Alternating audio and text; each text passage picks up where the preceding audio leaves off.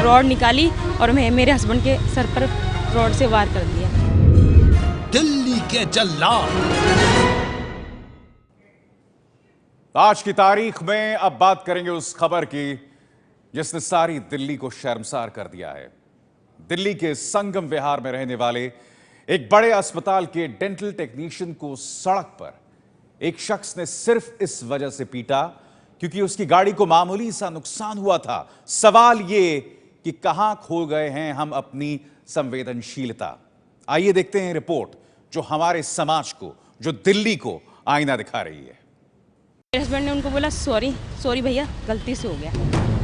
उसने सॉरी सुनते ही अपनी पीछे वाली गाड़ी का गेट खोला, रॉड निकाली और मेरे हस्बैंड के सर पर रॉड से वार कर दिया। क्या इंसान की जान से बड़ा है गाड़ी का बम्पर? मेरा बच्चा भी गाड़ी से निकला बाहर, उसने भी उनके हाथ पैर जोड़े लेकिन उसने कुछ नहीं सुना। वो बच्चा कह रहा था कि मेरे पापा को छोड़ दो, लेकिन मारने वाले के सिर पर शैतान सवार था। रॉड लगते ही उनके सर से खून निकलने लग गया।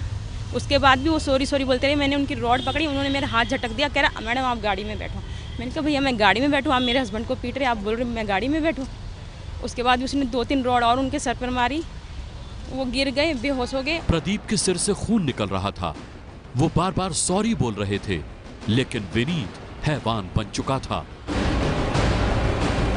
आखिर सड़क पर गाड़ी से हुई गाड़ी की एक टक्कर इंसान को शैतान क्यों बना देती है? अस्पताल के बिस्तर पर बुरी तरह से घायल लेटे हुए ये हैं प्रदीप चौधरी। अपने जख्मों से उबरने की कोशिश कर रहे हैं और ये समझने की भी कि आखिर जब बात इतनी छोटी सी थी तो उनकी जान पर क्यों बनाई।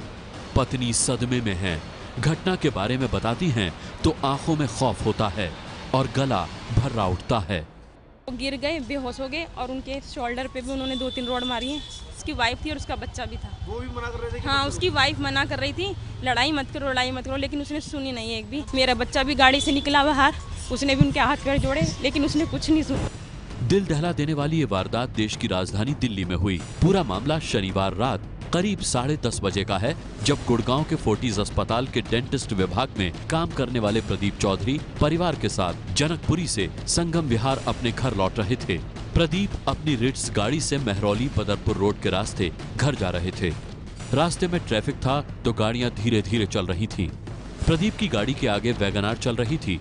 वैगनार गाड़ी में बैठे शख्स ने अचानक ब्रेक लगाया। इससे पहले कि प्रदीप संभल पाते उनकी गाड़ी आगे वाली गाड़ी से टकरा गई। गाड़ी टकराते ही प्रदीप ने वैगनार चला रहे विनीत से सॉरी कहा, लेकिन सॉरी सुनते ही विनीत और आग बबूला हो गया और अपनी गाड़ी से रॉड निकालकर सीधे प्रदीप के सिर पर वार कर दिया।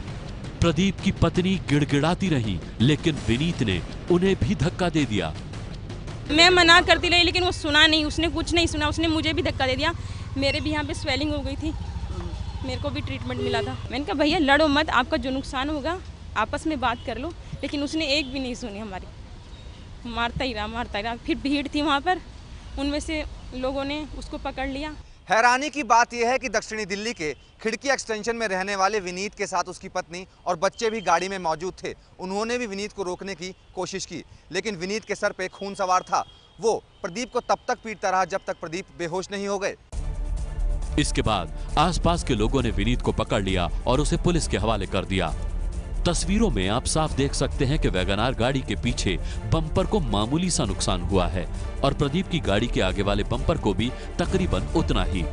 जब नुकसान बराबर था और प्रदीप नुकसान भरने के लिए तैयार भी थे, तो विनीत ने इस कदर हैवानियत क्यों बरती?